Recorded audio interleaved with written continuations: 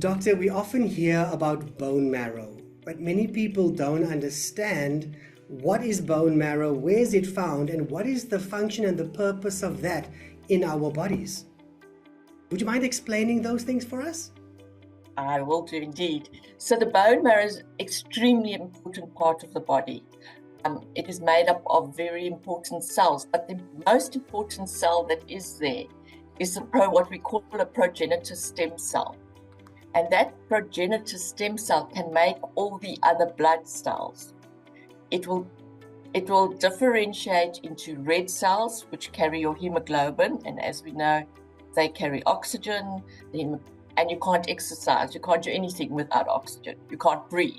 So that's a very important role. It's a life or death situation if you've got no hemoglobin or no red cells. And that is why people who become anemic, when we talk about anemia, where the red cells are low, they will become very tired, they become pale, they become listless. And that's one of the signs to always look out for, that tiredness in people that may develop leukemia and other cancers, which is why bone marrow stem cells are so important. We can replace those cells with them. They also you will have white blood cells, they fight infection. You will have what we call platelets, and they stop you from bleeding. So if you can just imagine, if you were just bleeding and bleeding and bleeding and you couldn't stop the bleeding, you wouldn't survive either. So those are really important functions, and that's why the bone marrow is important. And that is why the stem cell is what we look for when somebody gets blood cancer, because we would normally give them chemotherapy, but in destroying the cancer cells, we also destroy their normal cells.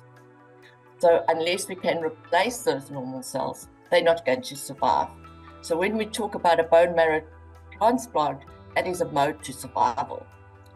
Wow. That is also a life or death situation.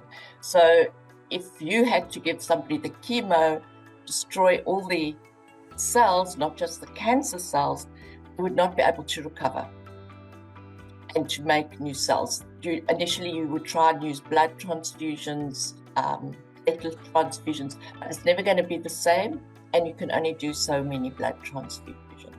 So really, they're very reliant on those cells. And that's why we need more donors to come forward and more people to come forward. To find a match, because the match is not correct, the person will reject the cells because it will see them as foreign. So your tissue typing is one of the ways the body recognizes you as being part of you, or your cells being part of your cells. If we give you other cells, you will reject them.